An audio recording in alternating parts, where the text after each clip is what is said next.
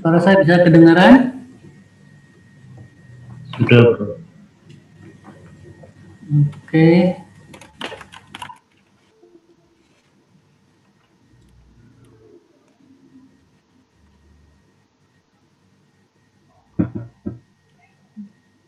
Muhammad Alif. Sebentar.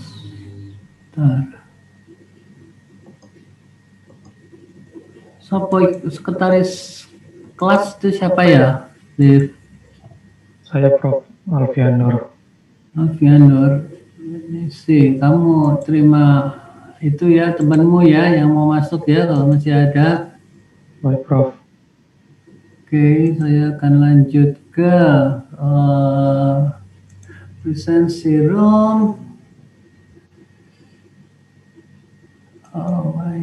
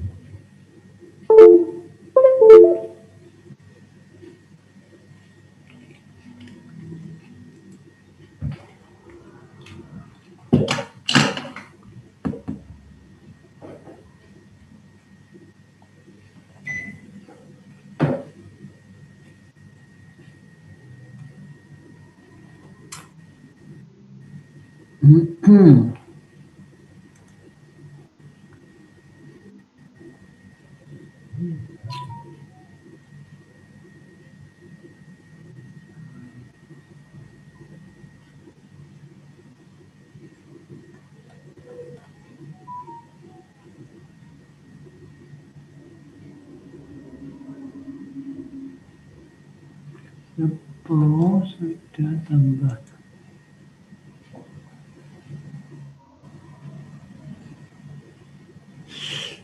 Yang tadi itu keberapa? Oh, sudah 13. Oke, chapter 11. 11 dynamic behavior.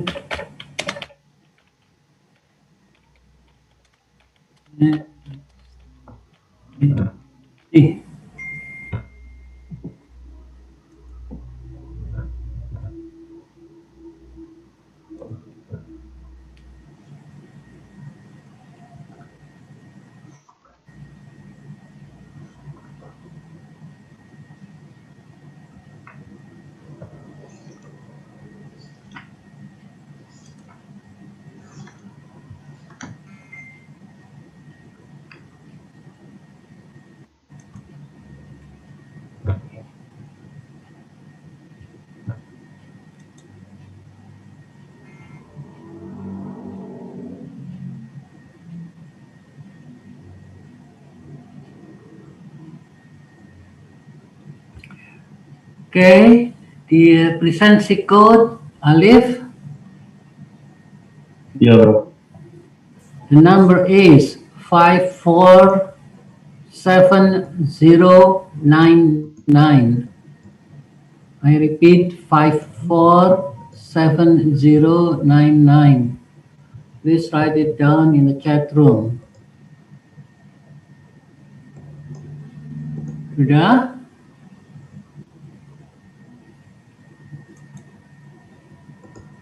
Sudah, Bro. Oke. Terakhir kita ada di bab Helenisi. Bab berapa? Bab 9 kalau nggak salah ya. Iya, Bro. Masih bab 9. Oh no. Saya mau loncat ke bab 11. Saya mau loncat ke bab 11. Nanti biar sambil jalan diselesaikan oleh Pak Rendra. Saya beritahu Pak Rendra ya.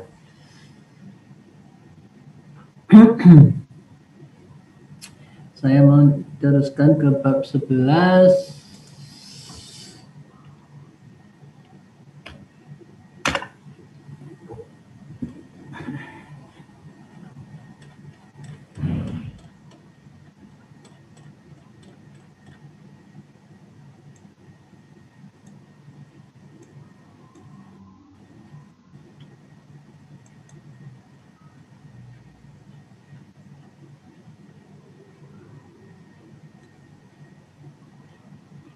Ini dynamic behavior and stability of closed loop control system.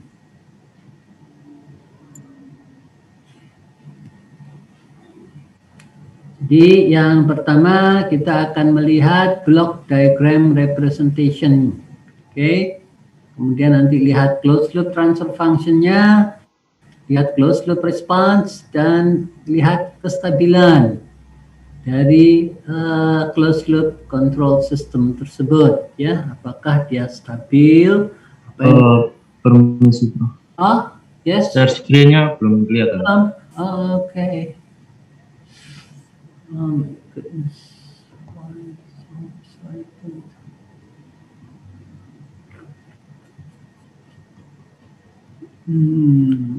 Okay, that. Timetable is not duplicate. Okay.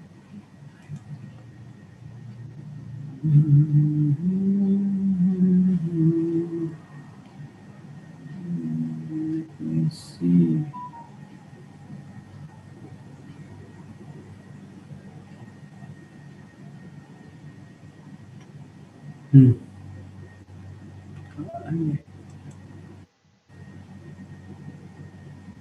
Oke. Kemudian saya kalau ada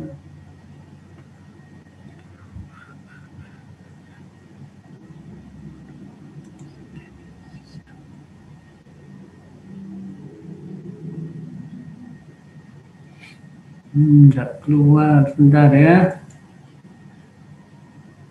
Iya.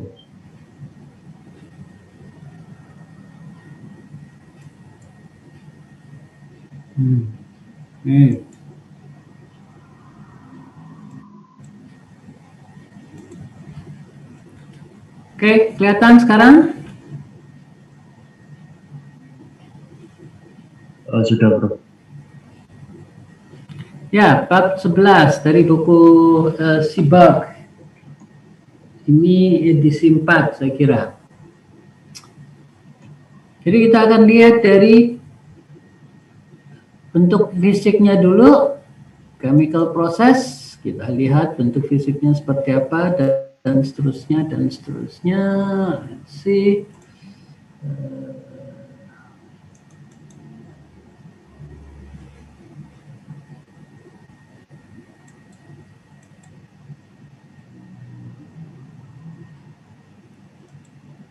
Kita lihat ini bentuk fisik, ya, sekali lagi ini cerita mengenai blending system, ya, stream 1 dan stream 2 masing-masing komposisinya X1 konsentrasi, not komposisi, ya, konsentrasi konsentrasinya X1, ya, mole fraction, mass fraction, I'm sorry. Kemudian W2 itu stream 2, ya. Stream 2 yang pekat, ya. Yang dicampur, ya, W1 ditambah W2 akan menjadi W3 atau W kalau di sini, ya. Ini yang keluarnya di atas sebagai overflow. Kemudian konsentrasi keluar ini tentu ada di antara X1 dan X2, gitu kan? Ini X2 yang paling pekat, ini X1 yang encer. Tentunya konsentrasi yang timbul karena pencampuran tidak mungkin lebih besar dari stream 2 dan juga tidak boleh lebih kecil dari stream 1, ya, yang punya konsentrasi X1, ya. X1 dalam dalam mole fraction. Oke, nah, kemudian kita sudah coba menurunkan untuk proses tersebut, maka fungsi Laplace-nya seperti ini. Oke, persamaan 11/1, di mana kita bisa membuat bentuk general first order system, ya, di mana K1 adalah konstanta gain dari proses, tau itu adalah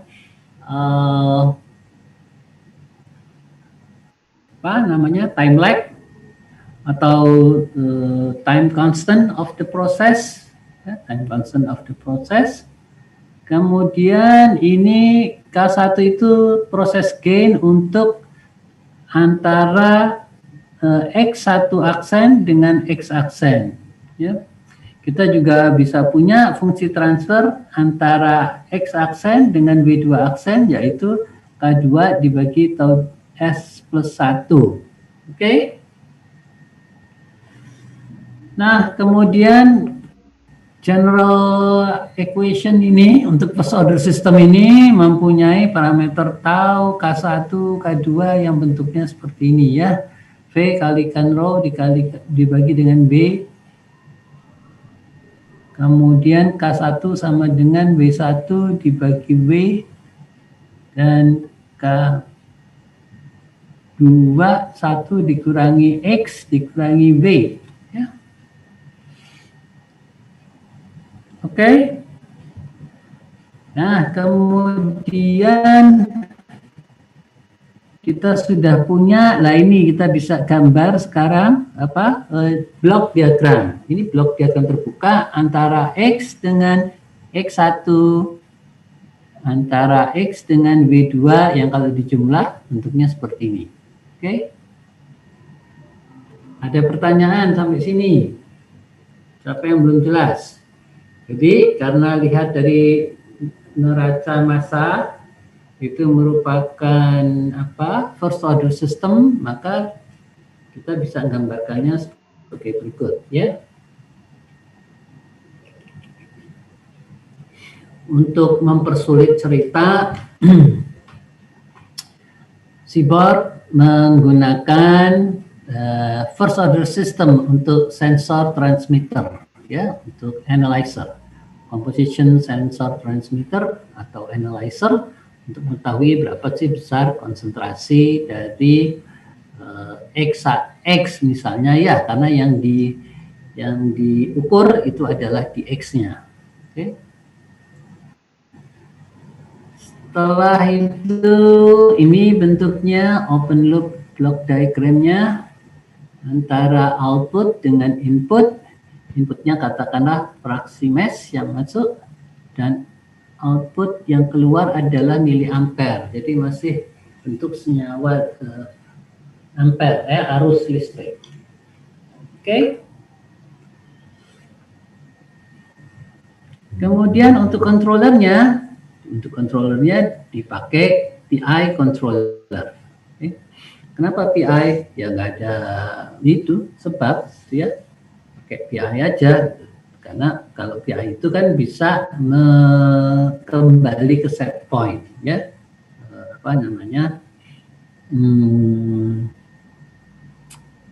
output itu bisa kembali ke set point.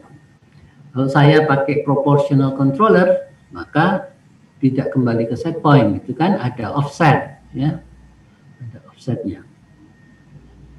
Oke, kemudian dari controller ini saya bisa ke mana lagi nih? Ini XSP per XSP aksen sama dengan KM. Maksudnya apa ini? Nah, kita lihat blok diagramnya. Blok diagramnya seperti ini. XSP mass fraction. Jadi mula-mula kalau kita ukur itu mass fraction yang ada, tetapi dengan elemen pengukur, maka kita bisa mendapatkan miliampere keluarnya, ya. Jadi orang teknis, orang teknik elektro bisa mendesain alat yang mengeluarkan sinyal yang tadinya berupa fraksi massa bisa diubah ke dalam electrical signal, yaitu arus listrik. Ya.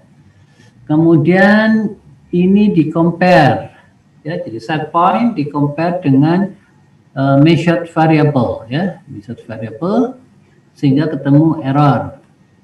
Bisa dijumlah karena punya satuannya, ya, satuannya sama, ya. Ini miliampere, di sini juga miliampere. Gitu. Nggak boleh lain satuan. Oke, kemudian melalui PI controller ini pun juga satu unit tersendiri, dan di sini juga tidak berdimensi, ya, konstanta controllernya, ya, KC, dia tidak berdimensi karena errornya inputnya berupa electrical signal, kemudian P-nya juga output, controller output itu juga adalah electrical signal.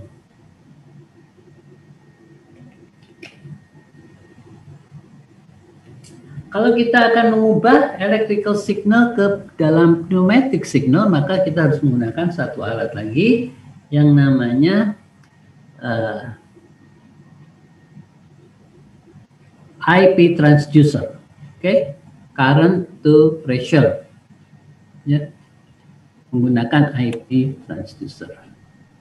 Oke, jadi ini kita keluar P masih sebagai miliampere, maka betul harga KC itu tidak berdimensi, ya.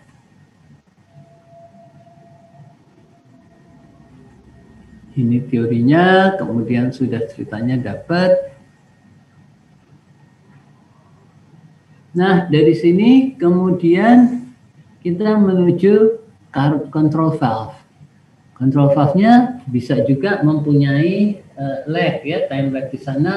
Kita bisa umpamakan sebagai first order system, ya. Sehingga bentuknya sebagai berikut, ya. Yang namanya first order system kan kayak gini, gitu, ya. Persamaannya. Oke, kemudian ini block diagram untuk IP transducer, ya. Inputnya berupa P prime over milliamps. Keluarnya di sini adalah sudah PSI, ya.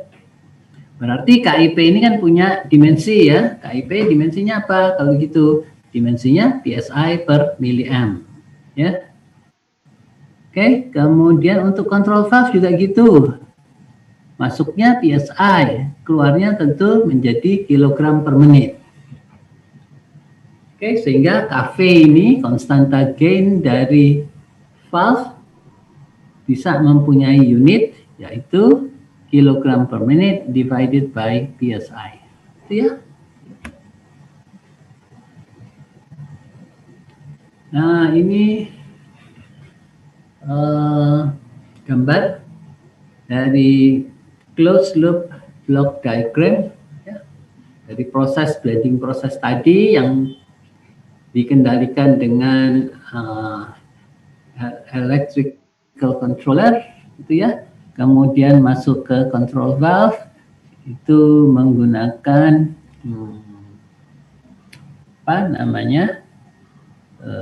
fungsi transfer yang bukan ordinal, gitu, ya, tapi order pertama, gitu, ya, yaitu KV dibagi tau VS plus 1.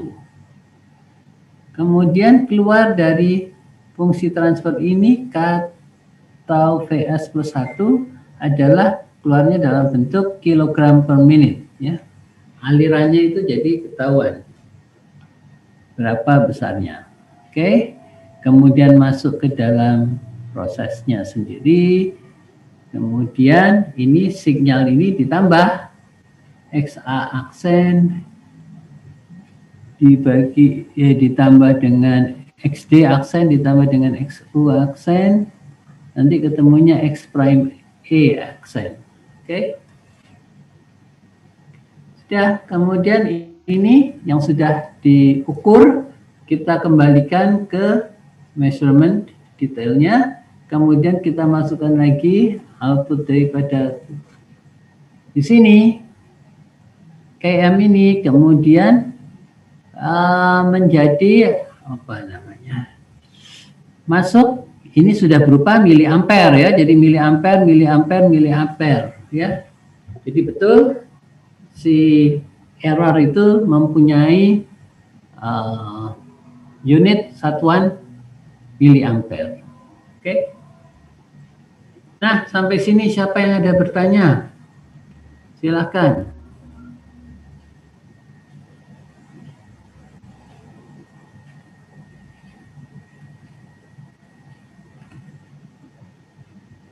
Ayo, siapa yang ada pertanyaan?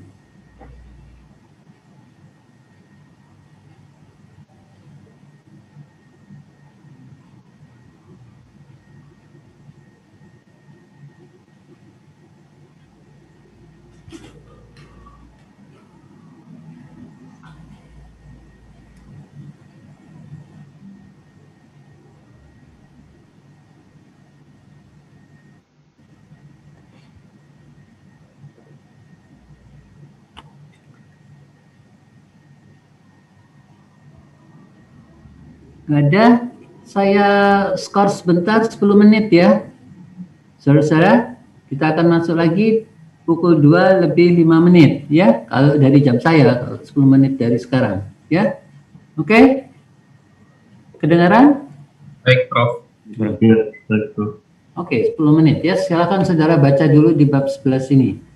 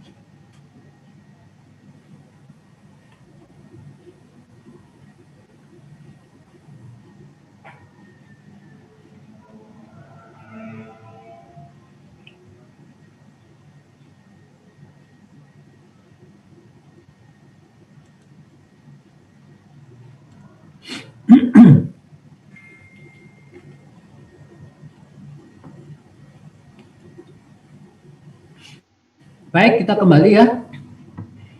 Nah, dari gambar fisik, dari cerita fisik ini, gambar sebelah 1, kita bisa buat schematic block diagramnya ya, yang closed loop. Kita sebut closed loop karena ada controllernya ya, dimana sinyalnya ini akan selalu berputar ya. Jadi contohnya ini adalah contoh closed loop block diagram dari proses tadi ya. Kita bisa lihat ini ada set point-nya, kemudian masuk ke elemen pengukur untuk menjadi miliampere ya, sinyalnya diubah jadi miliampere, kemudian dibandingkan dengan variabel yang terukur ya, jadi outputnya ini yang mass fraction keluar yang X, kemudian kita lewatkan ke elemen pengukur menjadi XM aksen, unitnya adalah miliampere, yang tadinya mass fraction ya. Jadi mass fraction dengan mass fraction ini bisa dijumlahkan ya. Dijumlahkan artinya di sini plus dengan minus ya. Sehingga keluarlah error. Error ini adalah X SP aksen tilde ya, dikurangi dengan XM aksen. Itu ya, itu error. Kemudian ini sudah termasuk controller ya. Jadi ini namanya komparator yang bundar ini masuk di dalam satu controller di sini ya, isinya. Kemudian keluarlah controller output ya, yang P dengan unitnya masih di dalam miliampere. Artinya KC ini berarti tidak berdimensi kan gitu ya, karena ini miliampere sehingga tidak berdimensi. Lalu melalui IP transducer berubah dari miliampere ke PSI ya. Dari sini baru masuk ke keran pengatur ya. Ini keran pengaturnya, jadi inputnya PSI udara tekan masuk ke keran pengatur, keluarlah laju alirnya ya, yaitu V2 aksen ya.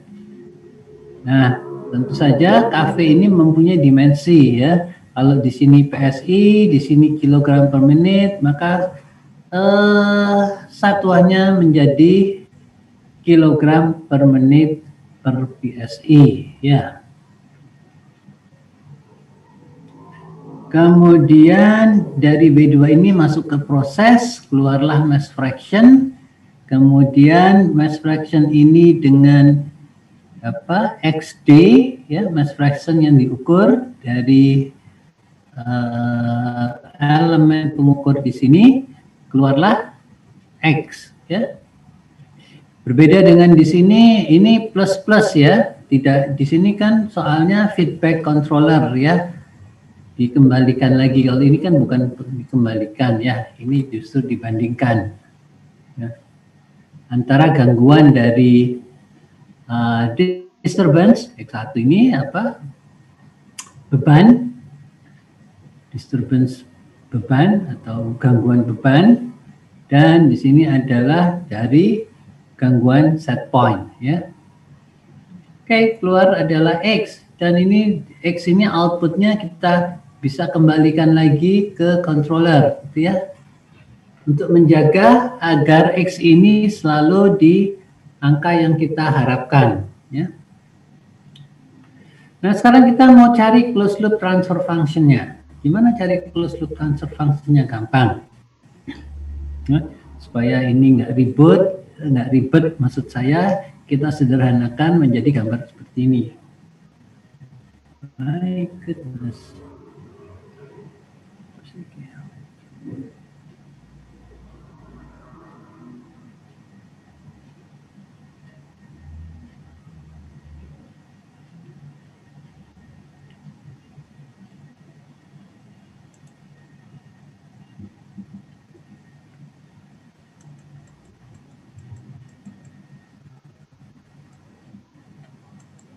Kita sederhanakan closed loop block diagramnya seperti ini.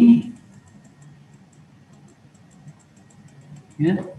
Jadi nggak kelihatan ribet.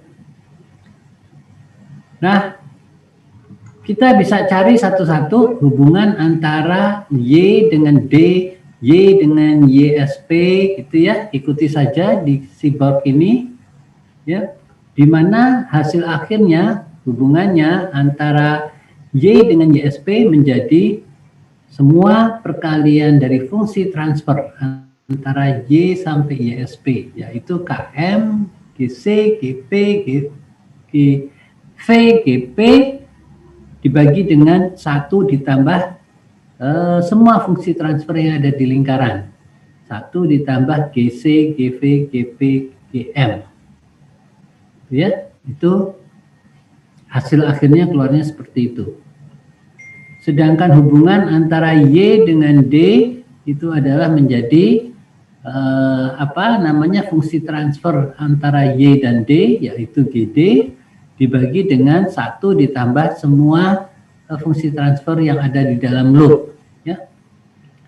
Nah, kalau kita lihat begitu, maka di dalam fungsi transfer loop tertutup ini ternyata penyebutnya akan sama, ya. Hasilnya akan didapat seperti ini. Y dengan YSP akan KM, GC, GV, GP dibagi 1 plus GC, GV, GP, GM. Gitu ya. Kalau saya ganti Y dengan YD atau D, itu tetap sama dengan GD dibagi 1 plus GC, GV, GP, GM. Gitu. Ya. Jelas? Ini dia, ya. Kalau kita bandingkan Y per D, ini yang bawah sama, ya. Oke. Jadi ini yang disebut dengan fungsi transfer closed loop. Ini fungsi transfer closed loop, sedangkan yang di bawah ini adalah persamaan karakteristik loop tertutup. Persamaan karakteristik loop tertutup yang menentukan apakah sistem itu stabil atau tidak berdasarkan persamaan karakteristik closed loop, ya, loop tertutupnya. Itu. Nah, diambil contoh misalnya belum sampai sini saya punya model seperti ini misalnya. Ya, kalau tadi kan kosong di sini loopnya, ya, tapi sekarang ada loop lagi di dalam loop ini ada loop lagi. Ada jadi masalah? Enggak. Karena kita akan punya hubungan antara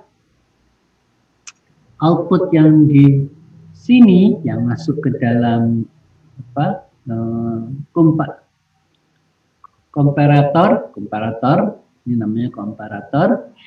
Jadi ini output dari GC1 dengan ini output dari loop yang paling kecil, yang loop di sini, loop paling kecil, fungsi transfer closed loopnya, sehingga bisa kita ganti ke menyebut sebagai satu fungsi transfer saja, ya. Jadi kita bisa anggap sebagai contoh ini GC1, ini kita sebut sebagai G4, ya, di mana G4 tidak lain adalah GC2 tambah kali G1 dibagi dengan 1 ditambah GC2, G1 dan GM2. Ini ya yang bawah. Oke. Terus kita keluar dari sini, ada disturbance yang pertama masuk, keluar ke G2, kemudian ada lagi disturbance yang masuk di sini dan keluar G3, ya, ini sebagai outputnya. Dan kemudian output yang terakhir ini kita kembalikan ke depan, ya. Jadi kalau misalnya di dalam loop itu ada loop, maka penyelesaiannya seperti ini, ya. Oke, apa yang belum jelas?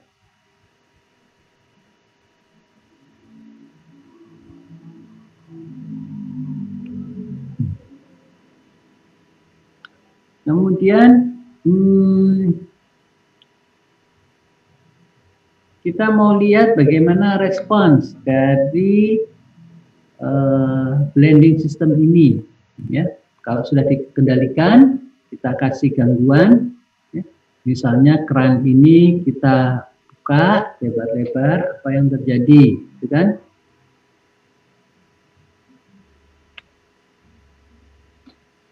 Nah, dari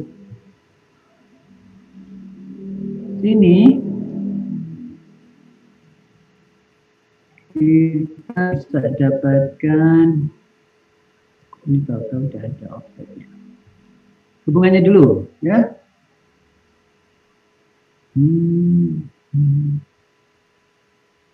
Tadi blending system, terus keluarnya, diambil contoh yang paling gampang gitu ya. Kalau tadi blending system, kalau ini enggak, liquid level control system, ya, level. Sama aja bahwa hubungan fungsi transfernya untuk closed loop akan sama dengan KC, KIP, KP, KP, KM dibagi tau S plus 1 dibagi 1 plus KC, KIP, KC, KP, KM dibagi dengan tau S plus 1.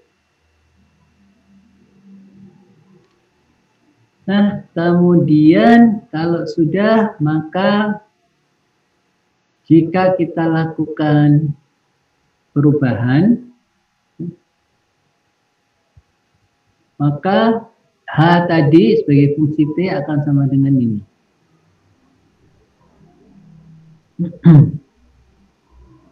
Ya, jadi hanya seperti ini fungsinya, itu kan? Kemudian kalau kita cari offset, apa sih itu offset? Offset itu adalah variabel yang kita cari pada T menuju tak berhingga dikurangi variabel yang kita cari pada T, ya. Set point, ini set point pada T tak berhingga, dan ini output pada T tak berhingga. Jadi sama-sama waktunya tak berhingga. Nah, ini bisa offsetnya bisa mendekati harganya, ya, antara SP dengan outputnya, tapi tidak akan pernah sama dengan 0 kalau kita pakai proportional controller, ya, bukan proportional integral controller. Kalau proportional integral controller itu untuk menghilangkan offset, ya, makanya kalau supaya jangan terjadi offset, ya kita pasang efek integralnya. Ada yang belum jelas sampai sini? Sudah, ya? Baik, saya mau cerita ini dulu. Dilihat gambar-gambarnya ada. Saya mau cerita mengenai stabilitas. Ini penting, ya, stabilitas dari sistem pengendalian. Kalau suatu proses sudah dikendalikan, itu bukan berarti prosesnya akan stabil. Ya, tergantung parameter dari controller.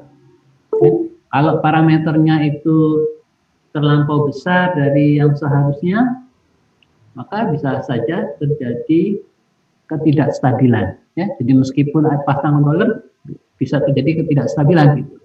Ya. Nah, gimana sih caranya untuk melihat itu? Ini contohnya. Contohnya adalah kita bisa dengan cara trial and error. Mulanya kita pakai yang kecil, hasilnya seperti ini, ya. Kita perbesar lagi KC-nya, KC6 akan seperti ini. KC-nya kita perbesar lagi, jadi 15, mulai terlihat dia tidak stabil. Ya. Kelihatan, ya, dia tidak stabil. Jadi kalau KC makin besar, ternyata bisa menyebabkan sistem itu menjadi tidak stabil. Oke. Kapan sih persisnya stabil enggaknya?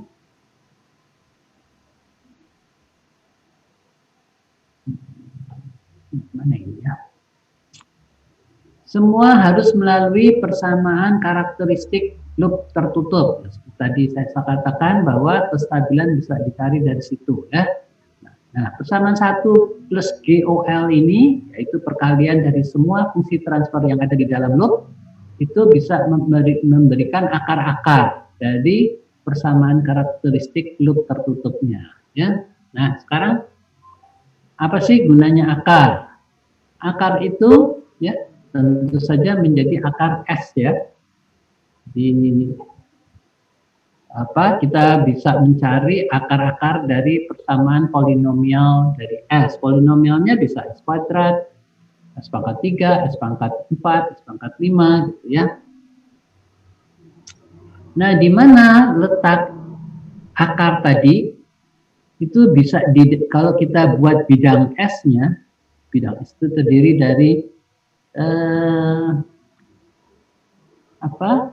koordinat dari bilangan real dengan koordinat dari bilangan kompleks, bilangan imajiner. Maaf, jadi ini imaginary part. Kita tarik garis. Ini adalah real part. Kita juga tarik garis, ya. Kalau real partnya positif itu ada di sebelah kanan, real partnya negatif ada di sebelah kiri. Kemudian untuk imaginary part, kalau positif ada di sebelah atas dan kalau negatif ada di sebelah bawah. Oke. Nah, ternyata kalau akar-akar persamaan tersebut ada di sebelah kanan, salah satu akar aja, yang lainnya meskipun ada di sebelah kiri, maka sistemnya tidak stabil, ya. Karena daerah sebelah kanan ini adalah daerah ketidakstabilan. Yang stabil hanya di sini, ya. Kalau di garis ini pun juga dia mulai tidak stabil, ya. Jadi dianggap tidak stabil. Oke? Jelas? Ya. Nah, kalau udah nggak stabil, gambarnya kayak gini, ya. Kalau ini, di mana akar-akarnya bagian realnya negatif, maka sistemnya dia akan stabil. Lama-lama dia akan stabil, ya. Kita lihat di sini. Kemudian kalau akarnya di aksis di sebelah kanan, maka gambarnya kayak gini. Oke, ya. Siapa ada pertanyaan sampai sini? Saya sih bertanya, Prof. Ya. Untuk yang di example 11.4 di figur 11.23 itu kan ada untuk nilai KC-nya itu kan semakin besar. Di ya, figur 11.23 ini, Bro. 11.23, kenapa? Ini jika KC-nya semakin kecil itu apa selalu hasilnya seperti ini atau tergantung dari proses atau persamaannya gitu, Bro?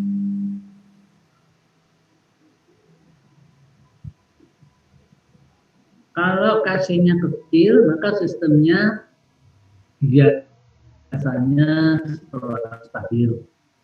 Ya. Jadi kita bisa lihat contoh KC sama dengan 2 kayak begini, ya. Kalau KC sama dengan 6, ini kayak gini. Ini kan tetap stabil ini. Lama-lama menuju, meskipun dari depan itu kayak turun naik terus, tapi sebetulnya dia akan menuju kestabilan, ya, menuju harga yang baru, harga outputnya dia yang baru. Yuk. Sedangkan kalau kasihnya makin gede, jadi 15, maka mulai seperti ini, ya. Nah, pertanyaannya, oh kalau gitu semua proses kalau kasihnya 2 dia pasti stabil. Kalau kasihnya 15 dia pasti stabil. Selalu tidak stabil. Enggak demikian, ya, karena tergantung dari numerik ininya, nilai-nilai prosesnya, ya.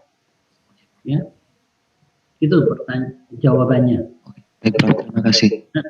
Ya. Oke. Oke. Jadi sekali lagi untuk ini yang example di sini itu saya juga bisa melihat dari sini aja ya. Ini persamaan loop tertutup 10 S pangkat 3, 17 S kuadrat plus 8 S plus 1 plus KC ya. Kemudian saya cari akar-akarnya ya. Akar-akarnya saya cari bisa cara numerik. Kalau secara analitik saya lupa gimana kalau pangkat 3 dicari secara analitik, tapi kalau secara numerik itu biasa.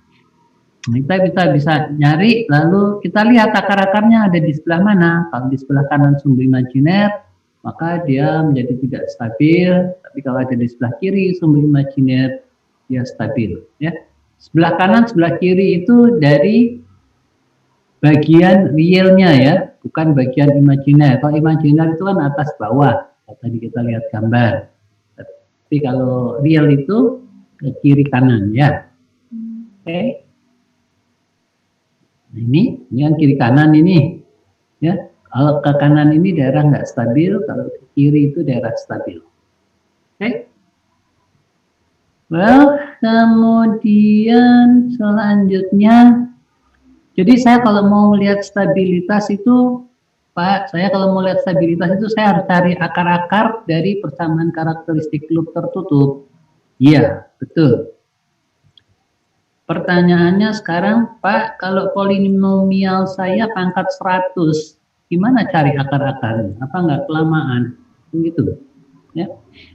Maka Ralph pada tahun 1905 bilang, saya punya metode supaya tidak perlu mencari akar-akar dari persamaan karakteristik loop tertutup, ya, karena dia bilang, ya, karena kalau polinomialnya pangkat 100 lalu cari 100 kali kan juga nggak efektif kan.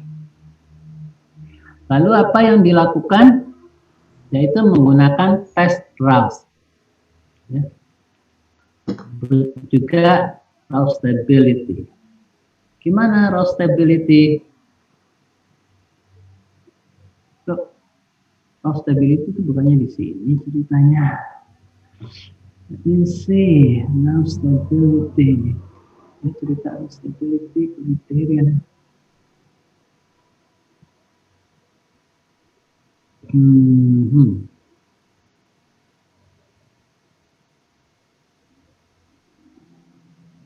Oh, tidak di sini kelihatannya. Karena kalau di sini itu oke, mungkin di bab berikutnya, kita lihat di bab berikutnya aja. Karena sudah terlanjur, kita sudah sampai di sini. Kita ya, kita lagi berpikir, gimana kalau nggak stabil. Maksud saya kalau saya punya polinomialnya pangkat 100, kan? Ini ada nggak sini ya?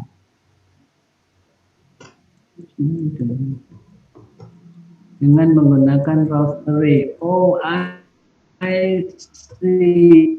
Di sini nggak ada Ralph array-nya ya, adanya di bab di edisi 3 Ralph array. Oh well, nggak ketemu. Oke, saya kembali ke atas. Lupa saya kalau Ralph array itu nggak ada di buku ini ya. Ada di buku edisi 3. Nah, jadi perlu saudara lihat di buku edisi 3. Ini edisi 4, jadi nggak ada. Kenapa dihilangkan ya saya nggak tahu, padahal menurut saya sangat penting ya. Baik. Jadi kalau begitu saudara perlu melihat di edisi 3, saya belum sempat menyiapkan untuk yang Ralph stability. Kalau misalnya pangkatnya itu besar ya, kalau pangkatnya kecil 2, 3, 4 masih gampang lihatnya ya. Tapi Kalau pangkatnya sudah banyak, itu akan sulit kita menghitungnya. Ya. Cara lain gimana kalau gitu? Cara lain adalah dengan menggunakan direct substitution method. Ya. Yaitu dengan mengubah S sama dengan J omega. Contoh, 11,9. Ya, stabilitas dari sistem mempunyai karakteristik equation loop. Ya, ini maksudnya closed loop, karakteristik equationnya ini. Persamaan 11,93. Lalu apa yang harus persamaan 11,9?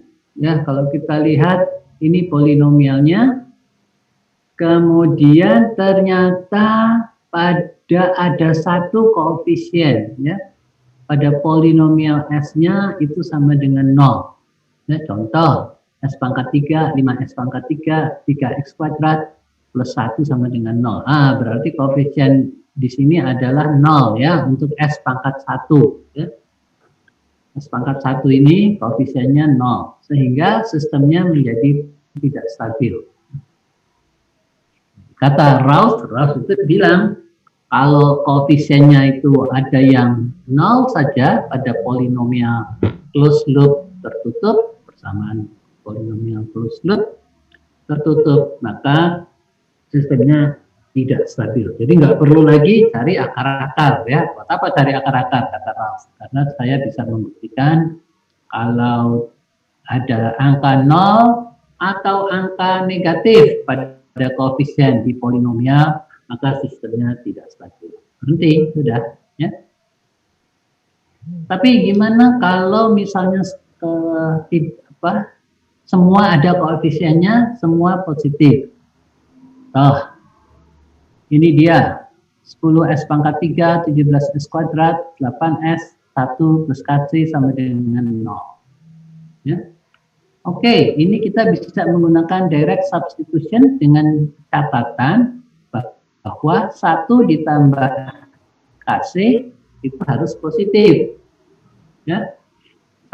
Angka 1 itu kan lebih besar dari 0. Lalu kita selalu menganggap KC itu kan lebih besar dari 0 karena positif. Otomatis 1 plus KC ini pun juga akan positif. Kan gitu ya. Sehingga kita bisa menggunakan direct substitution. Gimana? Yaitu masukkan S sama dengan J omega. Kalau saya masukkan S sama dengan J omega, maka saya akan punya persamaan 11,95. Nah, dari 11,95 ini kita kumpulkan bagian realnya sendiri, bagian imajinernya sendiri, gitu kan? Kemudian buat bagian realnya 0, bagian imajinernya juga 0, sehingga saya akan dapati ini persamaan 11,96A. Kemudian saya juga bisa dapati ini untuk persamaan 11,96B ya, yang kiri dan yang kanan. Dan akhirnya saya menemukan bahwa omega critical omega,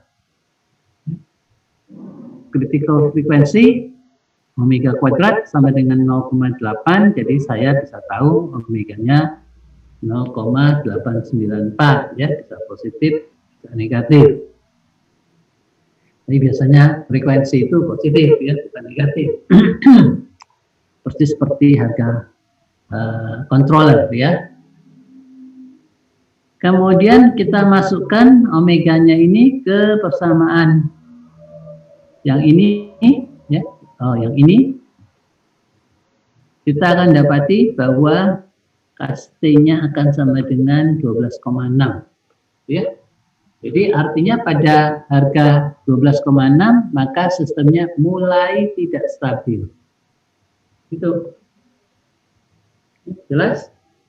Ya, itu mengenai ketidakstabilan. Oke, saya kira bab 11 sudah selesai ya. Root locus diagram saya nggak mengajarkan, ya, nggak ingin mengajarkan karena metode root locus itu jauh sebelum saya jadi mahasiswa juga sudah ada. Jadi ya sekarang ini kan sudah pakai digital, jadi saya lebih baik menggunakan analitis ya, menggunakan kalkulator, ya, menggunakan Excel, menggunakan MATLAB untuk mencari akar-akarnya, ya.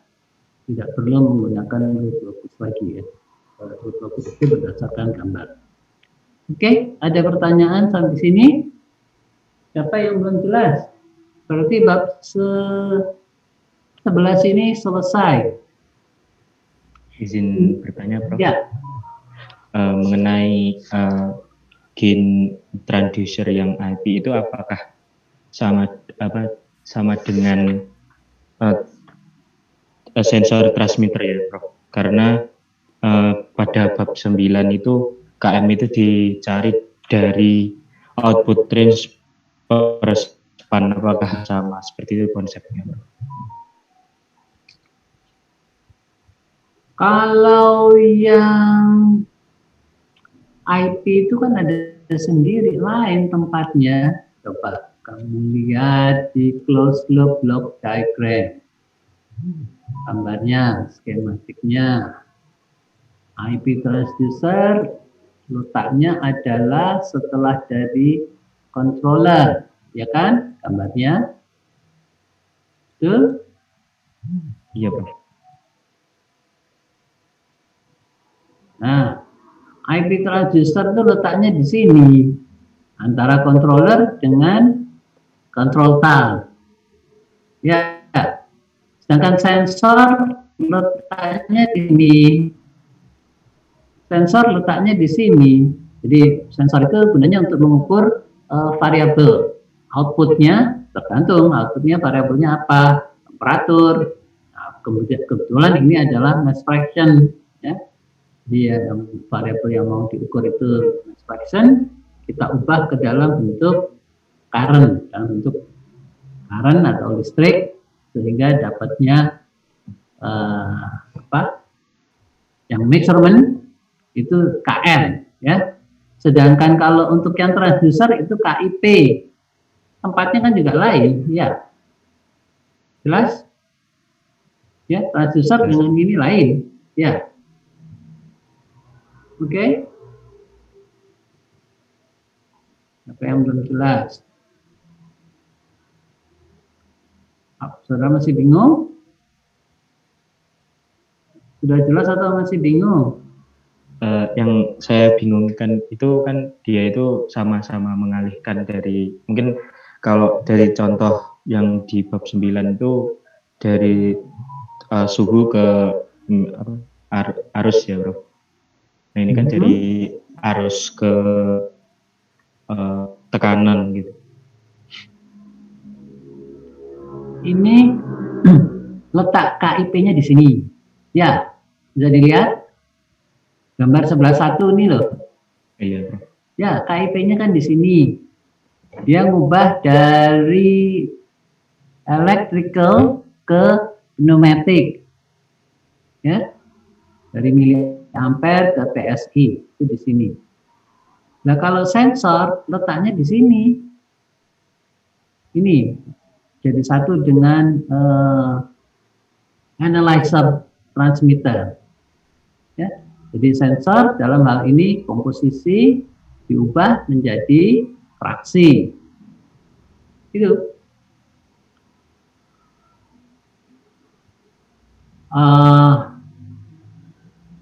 Mungkin hampir sama ya.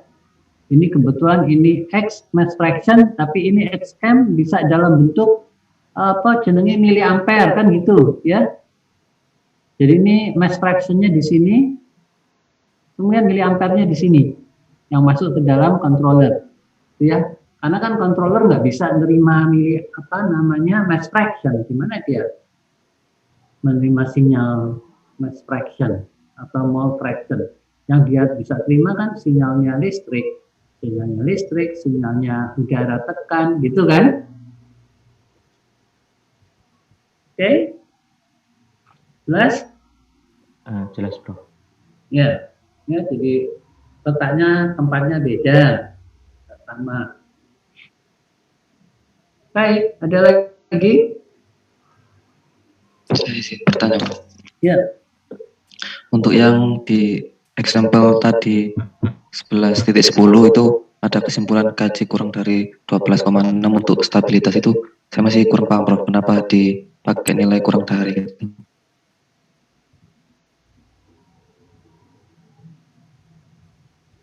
Yang mana? Yang 11 titik 10 tadi Prof. 10.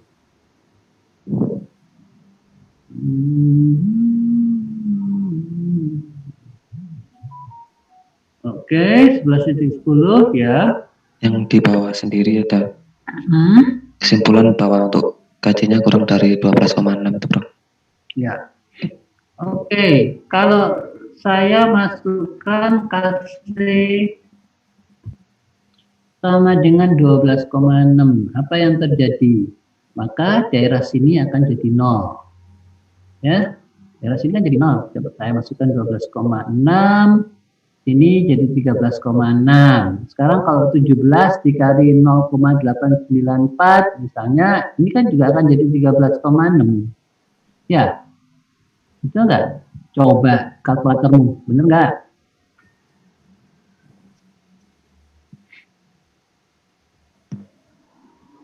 Iya Prof, ketemu 12,58 atau 12,6. Iya. Iya. Itu artinya pada saat kasihnya 12,6 ini yang kita sebut sebagai kasih maksimum, ya, di mana pada harga tersebut responnya sudah mulai turun naik, nggak berhenti, ya, dia nggak menuju keadaan steady state yang baru, ya, keadaan steady yang baru itu, maka itu menjadi tidak stabil, ya, jadi itu menjadi batasan, gitu.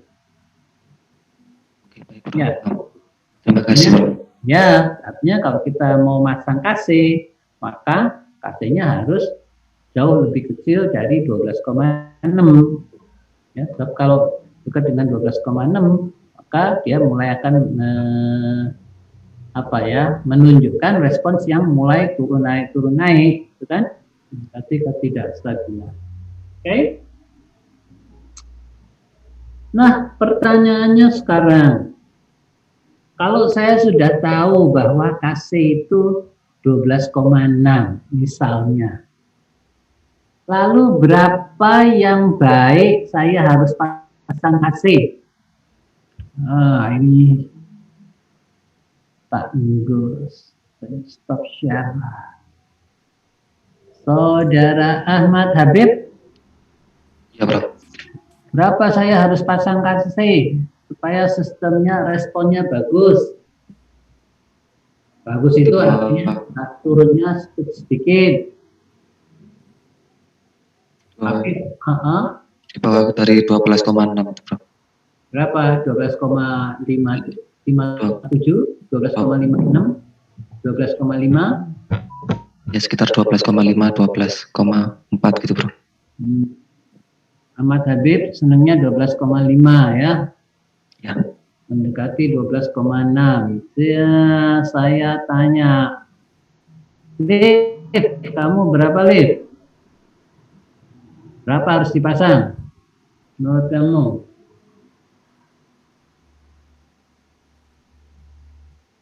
Uh, 12,5 Prof.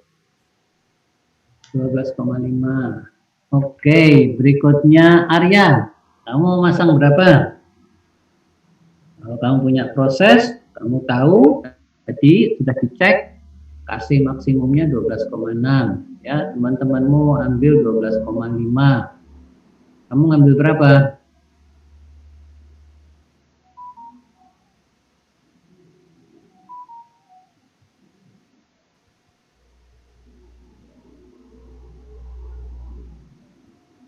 Berapa Arya? Kamu ada nggak? Arya?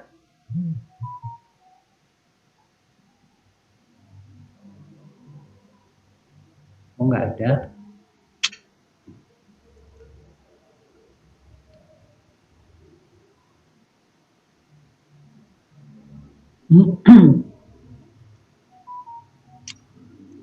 Saudara Fatimah, ada nggak Fatimah sini? Ada, Prof. Ya, saudara akan milih berapa? Saya mungkin 11,7-an, Prof. Mau milih 11,7? Iya. Oke. Fatimah 11,7. Satu lagi sebelum saya jawab.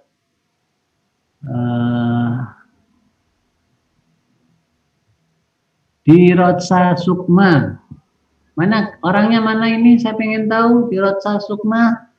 Iya, Prof. Oke. Kalau Berapa? kalau saya milihnya 12, Prof. 12.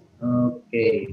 Jadi kalau begitu saya melihat saudara-saudara semua ini nanti kalau kerja di pabrik, masang kasih itu mendekati daerah yang tidak stabil.